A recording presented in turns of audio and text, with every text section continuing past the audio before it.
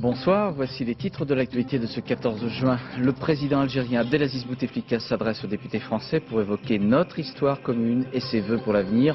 Mais la question des droits de l'homme en Algérie suscite beaucoup de réserves et de manifestations. La philo d'abord, pour l'épreuve du baccalauréat. Nous avons choisi la question suivante. L'art modifie-t-il notre rapport à la réalité ? C'est un nouveau système pour l'assurance chômage qui pourrait bien se mettre en place après les dernières discussions entre patronat et syndicats, mais ceux-ci sont loin d'être unanimes. Controverse sur les plages polluées par la marée noire de l'Erika. Les élus locaux critiquent le gouvernement. Enquête à Noirmoutier dans ce journal. La joie de Francis Joyon, le navigateur à bord du trimaran Eure-et-Loir, a remporté la Transat anglaise en solitaire Plymouth-Newport.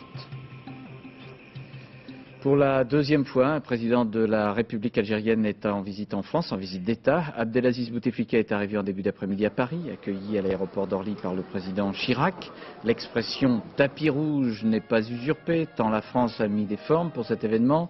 Tapis rouge à Orly, tapis rouge à l'Elysée, premier entretien entre les deux présidents, installation de M. Bouteflika à l'hôtel Marigny, les chevaux de la garde républicaine devant l'hôtel des Invalides, et puis, et surtout, un discours du président algérien au Palais Bourbon après cet entretien devant les députés. Des propos directs sur notre histoire commune, mais aussi sur l'avenir. Le président Bouteflika s'est adressé en français à l'Assemblée nationale, une décision personnelle prise quelques minutes avant son entrée dans l'hémicycle, alors que l'on avait annoncé une intervention en arabe. Compte rendu Véronique Saint-Olive et Olivier Journia. C'est la première fois qu'un président algérien est reçu à l'Assemblée nationale. Pour Abdelaziz Bouteflika, en quête de légitimité internationale, cette reconnaissance pèse lourd. Mais derrière le protocole soigné et le faste républicain, les députés sont partagés. Et beaucoup, à droite surtout, ont boudé l'hémicycle. C'est Raymond Forny, le président de l'Assemblée nationale, qui évoque la page de la guerre d'indépendance qu'il faut tourner pour nouer un nouveau dialogue entre l'Algérie et la France.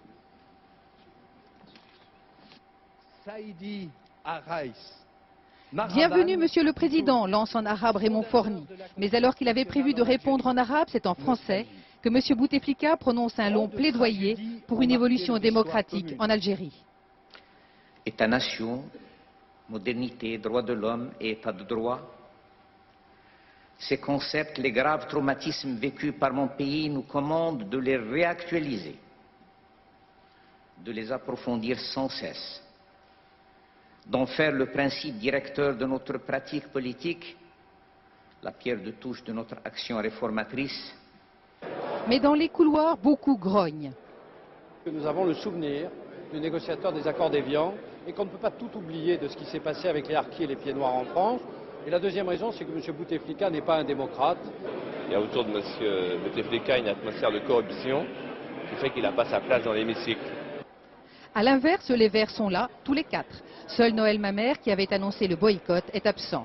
Je pense que c'est important de donner aussi un signe à l'égard des Algériens qui vivent en France et du peuple algérien dans son ensemble, de donner un signe d'ouverture, d'amitié, de solidarité. Pas d'état d'âme non plus du côté socialiste, où l'on préfère évoquer un avenir partagé. Au terme de cette première étape à l'Assemblée nationale, le président Bouteflika sait qu'il lui faudra faire preuve de beaucoup de diplomatie pour convaincre que l'Algérie est prête à tourner la page du terrorisme et des manquements aux droits de l'homme. Et puis Thierry Tuillier, c'est ce soir une nouvelle marque d'honneur pour le président Bouteflika avec un dîner de gala. Oui, effectivement, le dîner n'a pas commencé. On attend à l'instant, en fait, le président Abdelaziz Bouteflika. Il a été précédé de quelques minutes de Lionel Jospin, qui est venu seul à ce dîner d'État. Et puis, on a pu aussi remarquer l'arrivée de Smaïn, Enrico Macias et d'autres, comme Chem Mami. En fait, à peu près 180 convives au cours de ce dîner. On sait déjà que le président Chirac va, dans son traditionnel toast, insister sur la singularité des relations entre Paris et Alger. Il va aussi dire que la France se tient prête aux côtés de l'Algérie pour accompagner les indispensables réformes en Algérie, réformes qui sont incarnées, dit-on ici, par Abdelaziz Bouteflika aujourd'hui. Alors, première réflexion, premières analyses sur les gestes, les réserves des uns à propos de cette visite. Oui, c'est vrai que tant à Matignon qu'à l'Élysée, en fait, on insiste beaucoup sur le réchauffement des relations entre les deux capitales, sur la bonne volonté de part et d'autre, mais en même temps, on dit qu'on ne doit pas précipiter les choses. Il faut bâtir des relations enfin sereines, en tout cas plus sereines que par le passé. Alors, il va y avoir des gestes, forcément, notamment en matière de visa, en matière aussi de conversion d'une partie de la dette, à peu près 300 à 400 millions de francs convertis en investissement français. Et puis, il va y avoir aussi des actes plus politiques, plus symboliques sur le passé commun, souvent douloureux, des deux pays. Mais finalement, peu de gestes spectaculaires et si j'ose dire, eh bien, en fait, cette visite est d'autant plus solennelle qu'on attend peu de résultats concrets. Merci Thierry. Devant l'Assemblée nationale, plusieurs associations de défense des droits de l'homme ont manifesté devant le pont de la Concorde. Il y aura d'ailleurs d'autres manifestations pendant la venue du président Bouteflika. Ces manifestants réclament l'ouverture d'enquêtes sur les milliers de personnes disparues depuis 8 ans en Algérie. Beaucoup de femmes dans ces manifestations. Et ces manifestations à Paris font écho à d'autres manifestations, aux préoccupations de très nombreuses familles algériennes. Car si la réduction de la violence est, selon la Fédération internationale des droits de l'homme, particulièrement nette dans les grandes villes d'Algérie, la violence politique demeure constante, estime toujours cette même fédération, qui insiste sur le besoin de vérité réclamé par les Algériens eux-mêmes. Reportage à Relizane, c'est sur la route entre Alger et Oran, de Jérôme Bonny et Jean-François Hoffmann.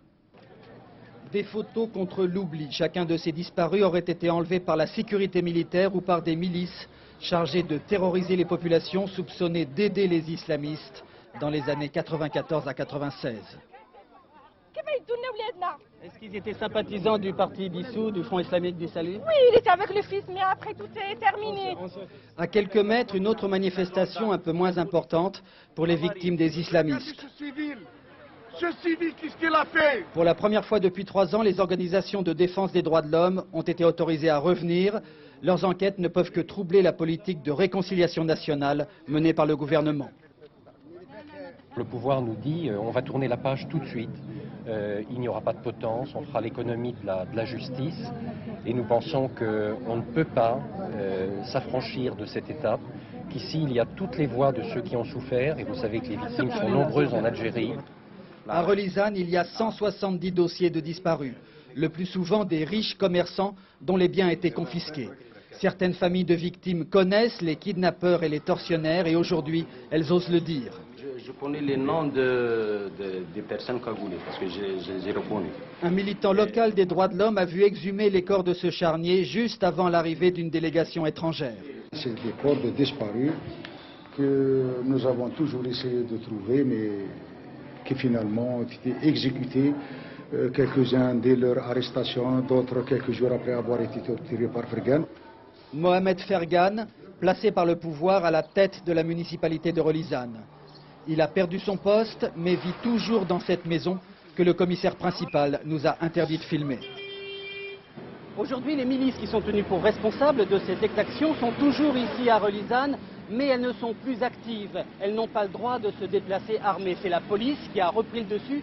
Et d'après des témoignages que nous avons pu recueillir ici, le comportement de cette police s'est nettement amélioré ces dernières années. S'il faut faire absolument un lien entre l'Algérie et le baccalauréat, que plus de 644 000 candidats passaient à partir de ce matin, eh bien je retiendrai cette question de philosophie posée aux candidats littéraires. L'exigence de justice et l'exigence de liberté sont-elles séparables? C'était l'un des sujets du jour. Il y en avait un autre en série économique. L'art modifie-t-il notre rapport à la réalité? Hélène Hugues, Damila Tabouri et Christian Gallet ont donc essayé de traduire leurs réponses dans un reportage à Lyon. Philosopher, c'est tout un art. Et ces candidats au bac économique et social ont eu 4 heures pour s'en rendre compte ce matin. 4 heures pour disserter et tenter de trouver une réponse à cette question. L'art modifie-t-il notre rapport à la réalité? Je pense que, tu vois, l'œuvre d'art, en fait, elle t'apporte une nouvelle expérience, si tu veux, en fait. Donc elle modifie ton rapport à la réalité parce que tu connais d'autres expériences. Tu dis qu'un morceau de musique, par exemple, ça pouvait pas... ça ne pouvait pas modifier la réalité, par exemple, un morceau de musique, quoi qu'on dise dans un morceau de musique, même si on parle de la guerre ou quoi que ce soit, ça ne pourra jamais arrêter une guerre, des trucs comme ça, quoi. Je me suis pris la tête pendant 4 heures, il n'y a pas moyen que j'y repense. J'ai mis oui, peut-être, et non. Mais j'ai répondu plutôt, ça dépend plutôt des personnes. Plus que la réponse en philosophie, c'est le raisonnement qui compte. Aucun correcteur ne se risquerait d'ailleurs à trancher. par moment, on a l'impression effectivement qu'on va être un peu moins inhumain à force de regarder de l'art. Et par l'autre côté, on a l'impression que de toute façon, ça tombe à plat et qu'on reprend le lendemain la vie courante sans que ça ait aucune conséquence. Alors, c'est vraiment pas facile. C'est peut-être dans la réalité qu'il faut chercher la réponse, dans ces lieux où l'on vient volontairement à la rencontre de l'art. Est-ce dans le but de modifier son rapport à la réalité? Non, pas du tout, moi. Ah, moi oui. Moi oui. Moi oui. Le débat n'apporte toujours pas de réponse, alors contentons-nous d'observer quand l'art inspire, quand il indiffère ou quand il stimule.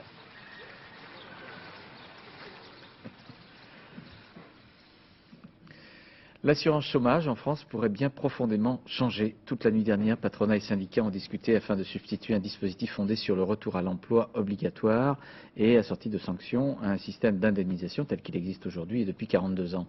Il reste maintenant aux syndicats à apprécier. La CFDT a déjà fait savoir qu'elle allait signer ce projet de réforme, mais pas FO ni la CGT. Reportage Nathalie Moisan, Bruno Livertou et Bernard Ronflet. 5 h du matin au siège du MEDEF, attention, ça va bouger. Après 14 heures de discussion, une page se tourne, la négociation est close. Le patronat affiche sa satisfaction, sa réforme de l'assurance chômage est approuvée par 3 syndicats sur 5.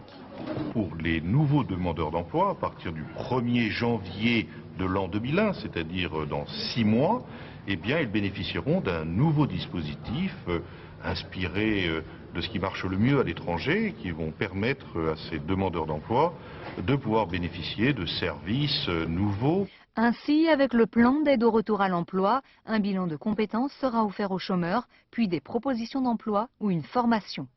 Fini l'allocation chômage dégressive. Pour ceux qui entreront dans le plan, l'indemnité sera délivrée à taux plein.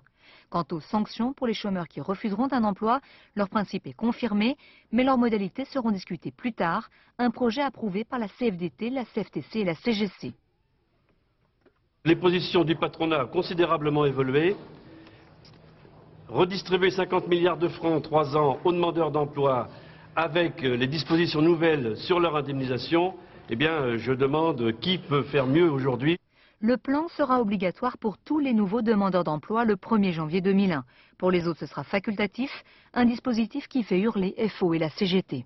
La CGT refuse le texte, mais la CGT va s'engager dans une bataille pour que ce texte ne voit pas le jour. Et la CGT se tourne maintenant vers les pouvoirs publics. Ils doivent valider l'accord pour qu'il soit appliqué. Je vais vous interroger comme ça, Gérard. C'est une réforme, non sire, c'est une révolution. On pourrait presque le dire, oui, en tout cas, c'est une réforme novatrice, à double titre. Pour la première fois depuis une trentaine d'années, elle est fille déjà de la divine croissance. C'est le beurre et l'argent du beurre, la baisse des cotisations et l'amélioration de certaines prestations, plus l'objectif d'une forte réduction du chômage. Mais surtout, on change de logique, si vous voulez, presque de modèle social. D'une assurance chômage qui versait comme un dû aux chômeurs une sorte de salaire différé, en attendant qu'ils retrouvent un emploi, eh bien on passe à un système plus responsabilisant, plus incitatif, plus libéral, si vous voulez, où le chômeur est encadré avec un suivi personnalisé, mais en échange de quoi il pourra difficilement refuser un emploi sous peine de perdre ses droits. Alors cela existe déjà en Grande-Bretagne ou même au Danemark, mais c'est nouveau en France. Alors il y a eu des discussions toute cette nuit, mais c'est pas pour autant que c'est fait, quoi. Oui, déjà, les syndicats susceptibles de signer vont subir, vous l'imaginez, de grosses pressions. Mais surtout, l'agrément de l'État est loin d'être acquis.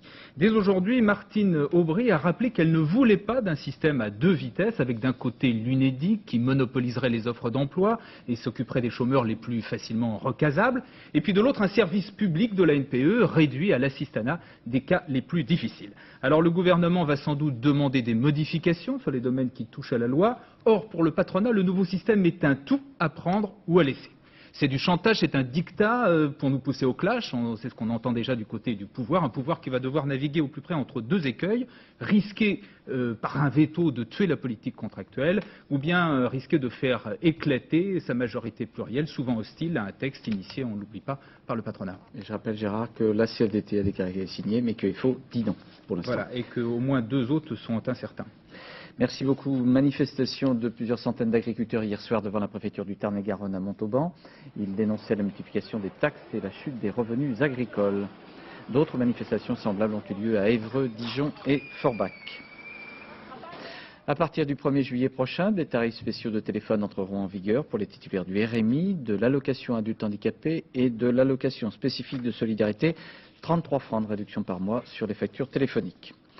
Finalement, le texte sur la chasse proposé par Dominique Voynet a été voté tôt ce matin par l'Assemblée nationale. Même si plusieurs députés socialistes ont voté contre, la ministre peut estimer avoir gagné sans avoir fait trop de concessions en faveur des chasseurs. Reportage Philippe Boisserie et Didier Morel. À l'Assemblée nationale, le baromètre ne ment jamais. Hier soir, il prévoyait de la chaleur et c'est peu dire que tout au long de la nuit, ça a chauffé. Les chefs de file du Parti socialiste avaient rameuté leurs troupes pour prévenir tout débordement au sein de la majorité plurielle. Ainsi, la séance est suspendue pour 10 minutes. Il ne fallut pas moins de 45 minutes d'interruption de séance pour imposer la discipline et stopper la surenchère des amendements. La suspension a été intéressante. Bref, Dominique Voynet pouvait afficher son soulagement, son texte serait adopté, les pro-chasses de la majorité ont dû s'incliner. Les responsables majeurs du groupe ou du parti ont demandé la solidarité. Une discipline pourtant écornée. 14 députés socialistes ont voté contre un texte, au final peu modifié. Les dates de chasse prévues entre le 1er septembre et le 31 janvier pourront être étendues, selon les espèces, du 10 août au 20 février. La chasse de nuit est légalisée dans 21 départements, les Ardennes ayant été ajoutées à la liste. Quant au jour de non-chasse, le mercredi, il durera bien 24 heures. Enfin, l'ours slovène des Pyrénées menacé de capture s'est vu rendre sa liberté par les députés. Des dispositions observées de près par adversaires et partisans de la chasse. Du côté de CPNT, on pense aux chasseurs, donc un peu aux électeurs. Je crois qu'il va y avoir un très grand mécontentement dans nos campagnes parce que nos chasseurs et nos ruraux ne vont pas comprendre, d'autant plus qu'il y aura une discrimination flagrante entre ce qui se passera en France et ce qui se passera ailleurs. Tout cela n'empêche pas Dominique Voynet d'afficher sa satisfaction. Il est vrai qu'en une journée, elle est passée de l'embuscade à l'estocade. La Cour d'appel de Dijon a ordonné la reprise de l'information sur la mort du petit Grégory Villemain, découvert noyé en octobre 84 à l'Épanche dans les Vosges. Le supplément d'information consistera à tenter d'effectuer des expertises génétiques sur des fragments d'ADN susceptibles de figurer sur certaines lettres anonymes reçues par la famille de l'enfant. Le tribunal correctionnel de Bobigny a relaxé l'institutrice poursuivie pour homicide involontaire par défaut de surveillance sur un de ses élèves retrouvé mort dans les toilettes d'une école de Clichy-sous-Bois. Et puis, dernière étape pour le retour de Brice Fletiot, le reporter photographe otage en Tchétchénie pendant plus de 8 mois et une dizaine de jours. Dernière étape à Toulouse avec une foule d'amis évidemment pour l'attendre et pour fêter le rescapé.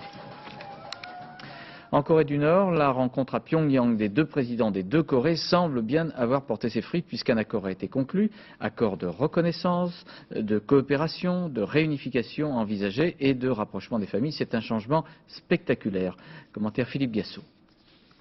La potion qui risquait d'être amère est bien passée. Le Nord dessert l'étau et c'est le Sud qui semble un peu coincé.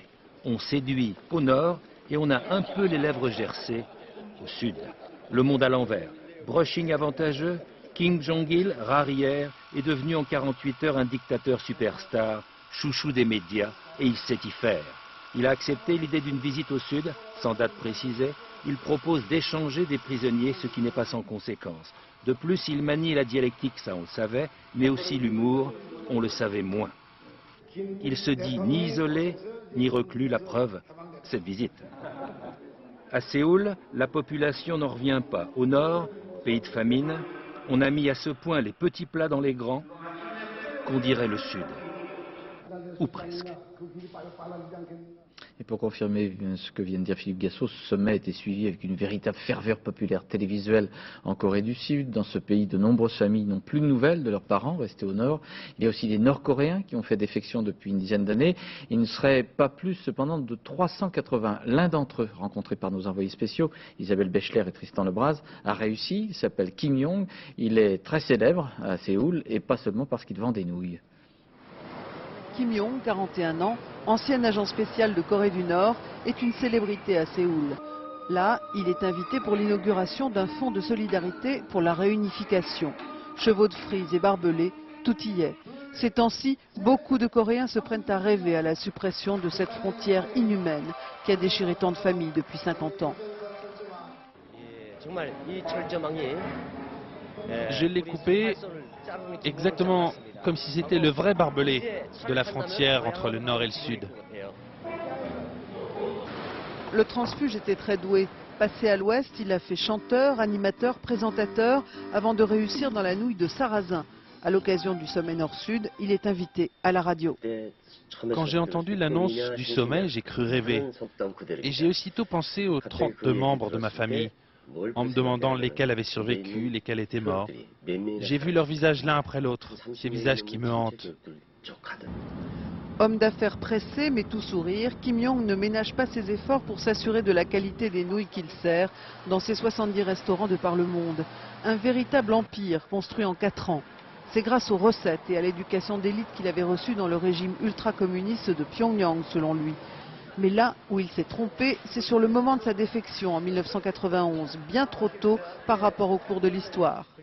Quand les pays de l'Est sont tombés les uns après les autres, je me suis dit, dans 3 ans, je rentre chez moi. Mais vous voyez, 10 ans après, je suis toujours là. Ce sommet, c'est comme une rencontre entre 2 jeunes fiancés, le couple idéal, la fille du Nord, le garçon du Sud. Alors, il ne faut pas parler de dot tout de suite, il faut d'abord apprendre à se plaire. Tout le monde en Corée, comme le transfuge millionnaire de la nouille de Sarrazin et ses clients, espère que le sommet Nord-Sud ne tournera pas court. L'ouverture permettrait enfin au Nord de manger à sa faim. À Moscou, l'affaire Goussinski mobilise tout le monde politique, tout le monde médiatique et tous les grands patrons. Vladimir Goussinski, propriétaire du groupe de presse indépendant, a été arrêté mardi. Il est en prison à Moscou et le président Poutine lui-même se dit préoccupé par cette arrestation. Explication de notre correspondant Gilles Rabine. Devant la vieille prison de Boutirskaya où est enfermé le patron de Mediamost, l'avocat de Vladimir Goussinski est en colère. Il n'a pas pu voir son client qui est quasiment au secret. Un ordre est tombé du ciel et cet ordre c'est isoler Vladimir Goussinski. Vladimir Goussinski dans la Russie de Poutine, c'est l'homme qui dérange. En moins de 10 ans, il a bâti, à partir de rien, le premier groupe de presse privé, la meilleure télévision NTV, la radio la mieux informée Écho de Moscou, des journaux et des magazines prestigieux, mais d'opposition. Quand Bill Clinton, au début juin, a voulu répondre en direct aux auditeurs russes, il a choisi la radio de Goussinski, qui a su faire travailler ensemble des personnalités très diverses et réunir autour de lui les plus grands talents. La réplique à l'arrestation de leur patron hier, c'était cette émission spéciale non-stop où tous les hommes politiques de Russie sont venus protester. Je ne veux pas cacher que j'aimerais bien avoir plus d'informations. Explication embarrassée de Vladimir Poutine, dont le voyage officiel à Madrid et la réception par le roi d'Espagne ont été gâchés. Si tu critiques le pouvoir, tu vas en prison. Ce n'est pas la dictature de la loi que disait vouloir Vladimir Poutine, c'est la dictature de la peur. Dans ces titres, la presse russe est unanime et craint de voir arriver la dictature tout court. Le monde des affaires, la classe politique tout entière, des communistes aux libéraux, partagent la même crainte, fondée ou pas. Bref, c'est la première vraie crise politique du régime de Vladimir Poutine. Le syndrome de la guerre du Golfe a déjà été constaté aux États-Unis, le voici dénoncé en France. Il semblerait que des militaires ayant participé en 1991 à cette intervention occidentale soient atteints de différentes pathologies. Une députée française, Michèle Rivasi, veut que le dossier soit ouvert. Exemple concret de ce syndrome, avec le témoignage d'un soldat français demeurant actuellement à Pouzillac, dans le Gard, qui connaît des troubles neurologiques depuis son engagement dans ce conflit. Témoignage recueilli par Hélène Vergne avec Yannick Caroussi et Lucien Tellu. Il souffre de maux de tête, de douleurs musculaires au niveau du dos, des jambes, de troubles de la vue et de l'audition. Depuis son retour du Golfe Persique en 1991, la santé de Bernard Vendôme n'a cessé de se détériorer. Aujourd'hui à la retraite, cet ancien soldat des forces d'action rapide ose enfin parler de ses troubles, des cachets qu'il a dû prendre régulièrement et de l'absence d'informations. Quand on est revenu, sachant que le risque zéro n'existe pas du tout, qu'il y avait au moins un minimum de personnes qui devaient être au moins touchées par des gaz toxiques, ce qu'il aurait dû y avoir, c'est une base arrière de façon à faire des examens aux gens concrets pour voir s'il y avait des gens intoxiqués. Et là, rien n'était prévu. On nous a tout simplement lâché de la nature, quoi. Aucun examen médical, donc aucune preuve d'une éventuelle contamination. Pourtant, comme Bernard Vendôme, une trentaine d'anciens militaires français se plaignent de différents symptômes. Tous très semblables aux troubles qui affectent 180 000 soldats américains. Ces soldats sont aujourd'hui reconnus dans leur maladie et indemnisés par leur gouvernement. En France, devant le silence de l'armée, scientifiques et politiques réclament aujourd'hui une mission d'information. Moi, ce que je constate, c'est qu'en Belgique, il y a des problèmes, en Angleterre, il y a des problèmes, en Italie aussi. Alors, aux États-Unis, au Canada aussi, il n'y aurait qu'en France, il n'y aurait pas de problème. Or, les militaires français étaient avec les Américains, les Canadiens, les Belges, etc. Donc, il n'y a pas de raison qu'il y ait des problèmes ailleurs, qu'il n'y en ait pas en France. Il aura fallu 5 ans aux autorités américaines pour admettre l'existence d'un problème médical lié à la guerre du Golfe, lié aux effets secondaires de ces cachets censés protéger les soldats des gaz toxiques.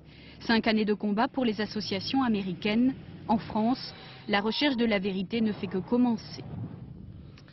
Un accident spectaculaire à l'aéroport de Newark aux États-Unis, dans le New Jersey. Un avion McDonnell Douglas de la compagnie Continental Airlines n'a pas réussi à freiner, il est allé perforer l'un des satellites de l'aéroport. Heureusement, l'avion était vide, mais il y a quand même 7 blessés dans les employés de l'aéroport. Pas de chance non plus pour un bateau, cette fois-ci de croisière. C'est à Lyon. Le Debussy transportait 112 personnes, essentiellement des personnes âgées venues des États-Unis, mais emportées par le courant du Rhône. Il a heurté un muret. Il y a 26 blessés légers. Opération mondiale pour Renault. Le constructeur rappelle 140 000 Twingo dans le monde, dont plus de 82 000 en France. Il semblerait que ces Twingo aient un équipement défectueux d'airbag. Explication Jean-Bernard Schmitt. Voici ce qui doit théoriquement se passer dans une voiture en cas d'accident.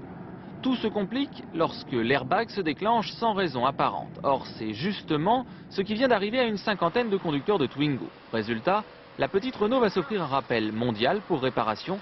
140 000 d'entre elles vont devoir être révisées. Dans la Twingo, il y a un problème de transmission, de vibration de la caisse, donc de la carrosserie, au calculateur d'airbag qui est censé déclencher l'explosion des airbags. Et en fait, ce calculateur était trop sensible. Il pouvait interpréter, disons, un simple petit choc ou de simples vibrations comme un véritable choc et déclencher les airbags.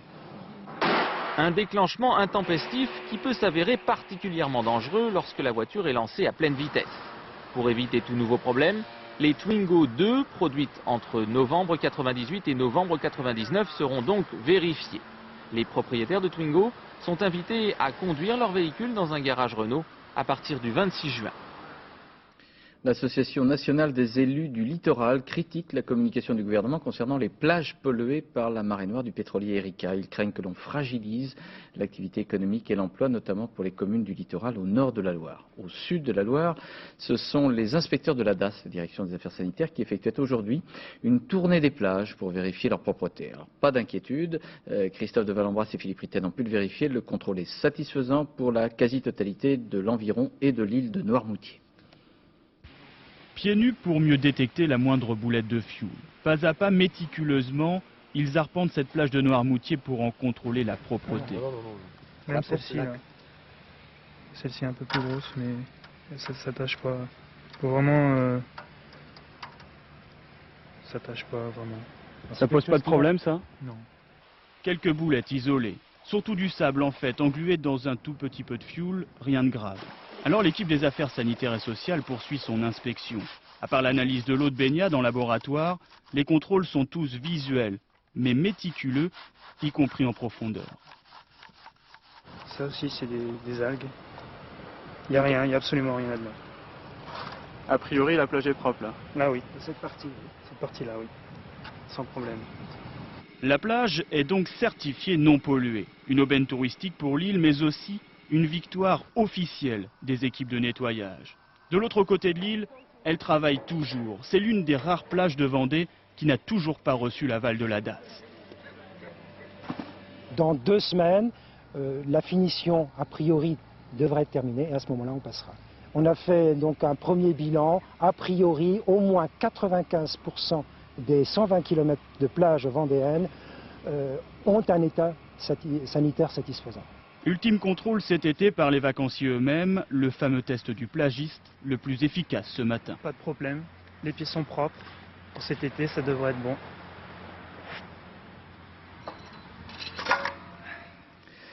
Sport, voile, la 11e édition de la Transat anglaise a été remportée ce matin par le Français Francis Joyon à bord du trimaran Eure-et-Loire. Francis Joyon a relié en solitaire Plymouth en Angleterre à Newport aux États-Unis en 9 jours, 23 heures et quelques minutes. Francis Joyon est un navigateur à part dans ce monde-là. Il rappelle un peu Tabarly. Commentaire Alexandre Cara avec Dominique Derda et Édouard Perrin à Newport. C'est un sourire timide, mais un sourire de vainqueur. Francis Joyon, le plus seul parmi les solitaires, connaît enfin la victoire. Solitaire pendant 10 jours, face à l'océan, seul pendant des mois, oublié des sponsors pour construire son défi, pour gagner contre toute attente la Transat anglaise. C'est une course qui est très prenante, surtout quand on a une meute de tours du mondistes et de régatiers les plus compétents du monde à ces trousses. Donc c'est vrai que ça a été extrêmement difficile. J'ai arrêté de dormir depuis 3 jours quasiment. Pour les marins de Newport qui ont gardé si longtemps la Coupe de l'América, c'est une belle leçon d'humilité. Je pense que c'est génial. Ça montre qu'un type qui a priori n'a aucune chance peut encore gagner dans un monde où les grands sponsors font la loi. Francis Joyon, ou l'histoire d'un marin autodidacte, pas un surdoué, un tenace, de ceux qui jamais ne s'avouent vaincus. 95, deuxième du Havre-Carthagène, 96, deuxième de la Québec-Saint-Malo. La même année, il surprend tout le monde sur la route de Newport, mais alors qu'il domine la course, il chavire. Dès lors, c'est le temps de la poisse.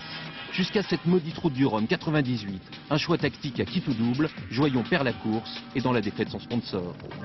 Pour être au départ de la Transat anglaise, il se bat pendant des mois, récupère des pièces sur différents bateaux pour reconstruire seul un navire vierge de tout sponsor. Pour prendre sa revanche sur le sort, il s'est endetté. Au départ, il est bien seul à croire à la victoire. Ça a été pour aller au bout de ce que je faisais, pour aller au bout de mon expérience en termes de course au large et de connaissance de la mer en fait, hein, que je souhaitais faire cette course et que je pensais avoir des chances de la gagner en fait. Alors que concrètement, c'est vrai que j'étais le dernier qui aurait dû la gagner normalement. Aujourd'hui, Francis Joyon a gagné la Transat, puis il est parti seul, son sac à l'épaule. Solitaire et vainqueur, comme avant lui, Tabarly, Colla ou Poupon. Football, vous avez peut-être suivi hier soir sur France 2 l'étonnant match Yougoslavie-Slovénie. Étonnant puisqu'après avoir été mené 3-0, les Yougoslaves en 10 minutes ont marqué 3 buts, match nul donc, et match du renouveau pour les joueurs et les supporters yougoslaves compte tenu de la situation politique dans leur pays. Reportage à Charleroi autour du match avec Joël Bruyandet et Laurent Amida. Dans quelques minutes, ils vont disputer leur premier match contre la Slovénie. Pourtant, ils ont bien failli ne pas participer à cet Euro 2000. Ils sont là bien sûr pour jouer au football, mais quand on est yougoslave, comme Budimir, derrière le sport il y a forcément autre chose. Je ne veux pas trop parler de politique, mais nous n'avons pas oublié ces avions au-dessus de nos têtes il y a un an. Je crois que les joueurs ont vraiment ce souvenir dans leur cœur et que ça ne peut les rendre que plus forts.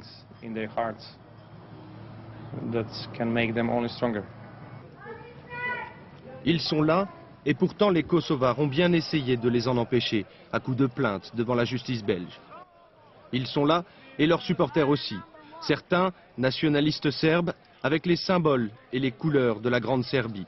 D'autres, les étudiants contestataires de Belgrade, avec leur slogan anti-Milosevic. Pourquoi est-ce que vous avez mis ce t-shirt? Pour que Milosevic voit bien qu'on est là. Au total, quelques milliers, ceux qui ont pu trouver l'argent pour venir. Avec la situation en Yougoslavie, beaucoup de gens n'ont pas pu venir, mais ils seront devant leur poste avec nous.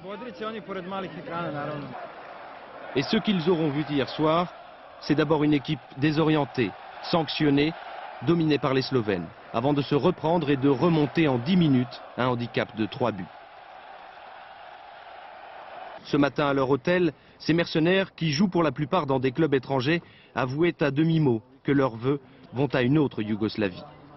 Je ne joue pas pour jouer politique, je joue pour les gens qui aimaient futur Yougoslavie, futur au niveau ouvert pour l'Europe. Un message difficile à faire passer quand on porte les couleurs de la Yougoslavie. Cinéma avec la sortie aujourd'hui sur les écrans d'un film intitulé « Promenons-nous dans les bois » d'un jeune réalisateur Lionel Delplanque. Sous cette très gentille invitation, il y a en fait un scénario d'angoisse, de cauchemar avec un loup meurtrier. Alors pour l'ambiance et pour la cause du film, Pascal Deschamps et Frédéric Basile sont allés au bois la nuit dernière avec ce réalisateur en apparence doux comme un agneau. Angoisse, 2 points, peur intense, accompagnée de symptômes neurovégétatifs. Et dire qu'il y a des gens qui payent pour vivre ça. Lionel Delplanque a choisi d'être un pourvoyeur d'angoisse à forte dose. La liste des aînés est longue, l'exercice difficile, mais il en faudrait plus pour décourager ce jeune homme, 27 ans, qui cherche à mêler l'univers de Charles Perrault à celui de Massacre à la tronçonneuse. Soit 5 jeunes comédiens invités dans un château pour y jouer le petit chaperon rouge. Et 1, et 2, et 3 en moins. La recette a déjà réussi à Scream et Soudain l'été dernier ou Cut. Pourquoi un Européen ne ferait-il pas aussi bien? Promenons-nous, pour moi, c'est un film finalement qui projette 5 jeunes un peu branchés dans un univers qui est complètement décalé. Alors qu'effectivement, les films dont vous parlez, finalement, ce sont des jeunes de tous les jours dans un univers très quotidien. Et moi, ce qui m'a intéressé dans le film, c'est d'insuffler une part de fantastique à travers ce château qui est une espèce d'endroit délirant. Lionel Delplanque a soigné sa mise en scène. Il s'est amusé avec les cadrages, les ratios de lumière ou la profondeur de champ. Un budget conséquent lui a permis de travailler en scope. Ce qui fait aussi de son film un brillant exercice de style, même si on peut lui reprocher quelques faiblesses de scénario.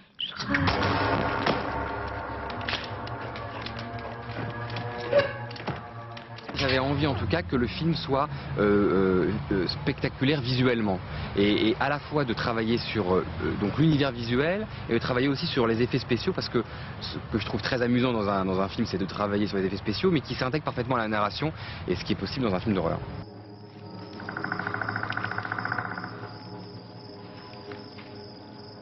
Mathieu. L'incursion de Lionel Delplanque dans le monde de l'horreur est plus que prometteuse, si toutefois le loup ou autre bestiole sympathique ne le mange pas. Mathieu ? Voilà, avant de refermer ce journal, je voudrais le dédier à notre confrère Jean-Marc Leccia, rédacteur en chef de France 3 Corse, âgé de 43 ans. Et Jean-Marc Leccia vient de décéder d'un cancer. Jean-Marc Leccia honorait notre profession par sa rigueur, son courage, pour avoir couvert l'actualité corse dans des conditions souvent très difficiles. À sa famille, nous exprimons notre sympathie et nos condoléances émues. Je vous rappelle dans l'actualité de cette journée 2 informations que nous avons développées. Le président algérien Abdelaziz Bouteflika s'est adressé aux députés français pour évoquer notre histoire commune et ses vœux pour l'avenir. Mais la question des droits de l'homme en Algérie suscite réserve et manifestations. Il y en a eu et il y en aura pendant toute la visite de M. Bouteflika en France. Et puis c'est un nouveau système pour l'assurance chômage qui pourrait bien se mettre en place après les dernières discussions entre patronat et syndicat. La CGT et Force ouvrière ont d'ores et déjà dit non. La CFDT a dit oui. La météo dans quelques secondes avec Isabelle Martinel. Le dernier journal de la rédaction à 0h50 vous sera présenté par Laurence Ostolaza. Et puis l'émission des mots de minuit de Philippe Lefebvre qui recevra notamment Colette Berthès, qui avait mené une lutte pour éviter la peine de mort à Delbars. En vain, elle mène une association contre la peine de mort aux États-Unis. Demain à 7h50 dans les 4 vérités, Françoise Laborde recevra Ségolène Royal. Et puis à 13h, vous trouverez Carole Gessler et Rachid Arad. À demain 20h. Bonsoir. Merci.